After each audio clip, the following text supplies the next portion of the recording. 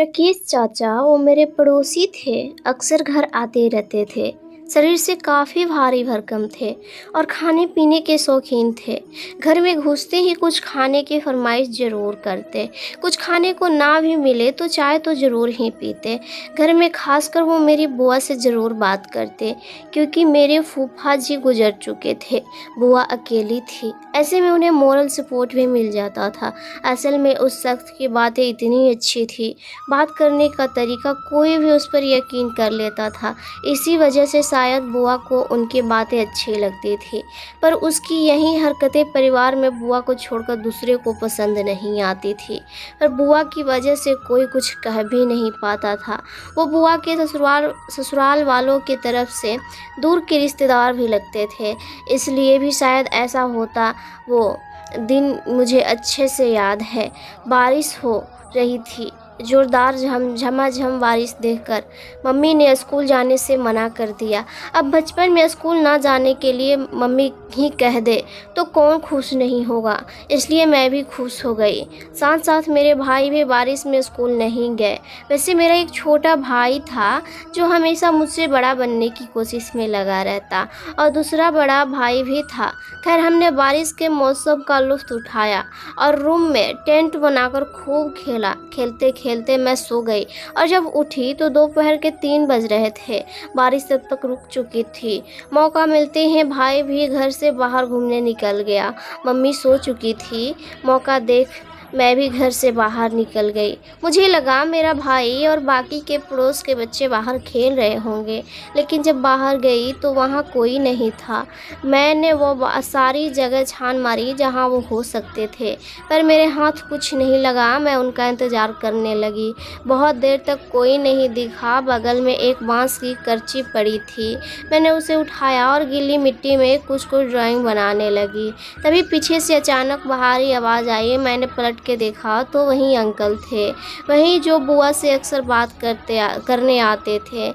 मैंने कहा, जी अंकल। उन्होंने पूछा, अरे तुम्हारी फ़ौज कहाँ है, आज अकेली खेल रही हो? मैंने कहा, पता नहीं बाकी लोग कहाँ चले गए। क्या आपने देखा वो कहाँ खेल रहे हैं?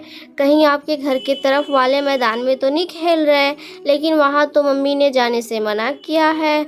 उन्होंने मेरी बातों का जवाब दिया, नहीं वो वहाँ नहीं है, पर मैं जानता हूँ वो कहाँ खेल रहे हैं। मैंने कहा, सच में आप जानते हैं वो कहाँ है? तो उस अंकल ने अपनी गर्दन हिलाई और कहा, चलो मैं ले चलता हूँ। पर मैंने मना कर दिया। मेरे घर के बगल में एक दुकान थी, वो अंकल वहीं जाकर बैठ गए। दुकान वाले से कुछ बात करने लगे। थोड़ी देर बाद उन्होंने फिर मुझे आवाज़ लगाई। मैं उनके पास गई। उन्होंने मुझे अपनी गोद में बिठाया और फिर कुछ कुछ बात करने लगे दुकानदार से। धीरे धीरे उन्होंने अपना हाथ मेरे फ्रॉक के ऊपर फेरना शुरू किया। वो मुझे नीचे छूने लगे। मुझे अजीब लगा, कुछ गंदा भी महसूस होने लगा। मैंने थोड़ा तेज़ी से पैर हिलाया, वे संभल गए। मैं उनसे खुद को छुड़ाने की कोशिश करने लगी, पर उन्होंने मुझे जाने नहीं दिया। कहने लगे कि अरे क्या हुआ तुम्हें, अभी तो तुम्हें खेलने जाना था, चलो मैं तुम्हें लेकर चलता हूँ। फिर वो दुकानदार गुप्ता जी से कहते हैं, ठीक है मैं चलता हूँ, बच्ची को खेलना है भाइयों के साथ। गुप्ता जी ने कुछ नहीं कहा, जैसे वो जानते हो सारी चीज़ें। मैंने उस अंकल के साथ नहीं जाना चाहती थी, पर उन्होंने मुझे ज़बरदस्ती गोद में उठा लिया और वहीं लेकर जाने लगे। मैंने उनको मना किया, पर उन्होंने मेरी बात नहीं सुनी। पहले मुझे वो एक दुकान ले गए, वहाँ कुछ चॉकलेट खरीदकर मेरे हाथ में पकड़ा दिया और कुछ ज़बरदस्ती मेरे मुंह में डाल दिया ताकि मैं कुछ बोल ना सकूं। फिर मुझे वो एक सुनसान रास्ते की तरफ ले जाने लगे। मुझे कुछ ठीक नहीं लग रहा था, मुझे कुछ कुछ समझ में आ रहा था मेरे साथ कुछ बुरा होने वाला है। चलते चलते वो मुझे आम के बगीचे तक ले गए और वहाँ ज़बरदस्ती मुझे चूमने की कोशिश करने लगे। मैंने अपना मुँह घुमा लिया और जिद करने लगी, मुझे घर जाना है। जिस रास्ते से वो मुझे लेकर जा रहे थे, मैं वहाँ कई बार अपनी दोस्तों के साथ जा चुकी थी। वहाँ के कुछ लोग मुझे पहचानते थे। मैंने कहा, अंकल मुझे छोड़ दीजिए, घर जाना है, मम्मी ढूंढ रही होगी। वो मुझे और अंदर की तरफ ले जाने लगा, मानो जैसे उस दिन उसने तय कर लिया था कि वो अपनी गंदी मंशा को पूरी करके रहेगा। उस उम्र में मुझे नहीं पता था कि हवस क्या चीज़ होती है, लेकिन उसकी आँखों आँखों को देखकर समझ गई थी कि ऐसी हरकत करने वालों की नज़रें कैसी होती है। पता नहीं उस दिन उसके अंदर कौन-सा जानवर था जो बाहर आना चाहता था और मुझे नोच खाना चाहता था। उसकी आँखें आज भी मुझे डराती है। वो अपनी प्यास बुझाना चाहता था, मेरा रेप करना चाहता था। वो रेप करने की जगह तलाशने लगा, मेरे मुँह में कपड़ा ठूँस दिया, मेरे शरीर को गंदी तरह छूने लगा, मेरे फ्रॉक उठाकर उसने मेरे साथ गलत करना शुरू किए। मैं चिल्लाई, ज़ोर से चीखी पर आवाज़ बाहर नहीं गई। वो मेरे तक ही रह गई क्योंकि उसने मेरे मुंह में कपड़े जो ठूस रखा था।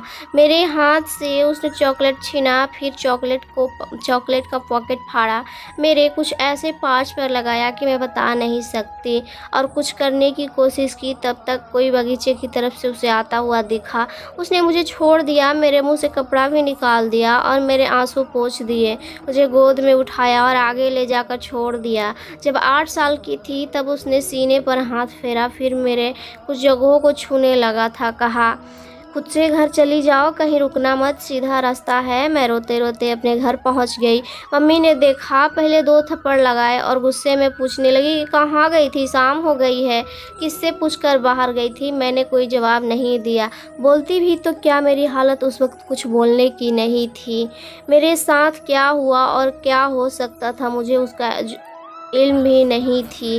मैंने कुछ नहीं बोला, पैर धोए कमरे में गई और सो गई। मम्मी को मेरा व्यवहार कुछ अजीब लगा। उन्होंने मुझे जगाया और पूछा क्या हुआ। मैंने कुछ नहीं बोला।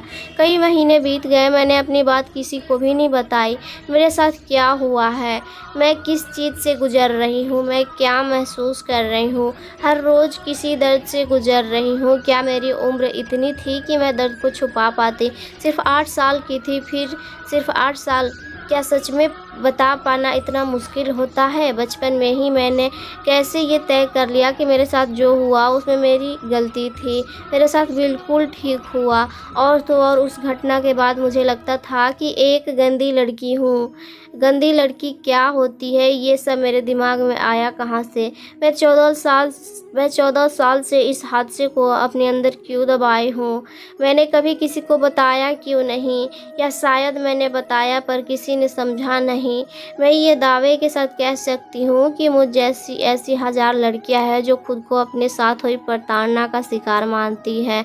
उस बात को 14 साल बीत चुके हैं, पर खुद को कैसे समझाऊँ, जो हुआ उसे भूल जाओ। क्या भूलने से सब ठीक हो जाएगा। तो दोस्तों, उम्मीद करती हूँ कि इस कहानी से आपको कुछ तो सीख ज़रूर मिली होगी। अगर आपको ये कहानी अच्छी लगी हो तो इस वीडियो को लाइक करें और चैनल को सब्सक्राइब करें। लेकिन मेरा एक और सलाह है कि आप अपने बच्चों को, चाहे बेटा हो या बेटी, उसको ज़रूरत से ज़्यादा ना डांटें, ताकि वो अपनी सच्चाई या फिर अपने साथ हो रही प्रताड़ना को आपसे शेयर ना कर सके। अगर आप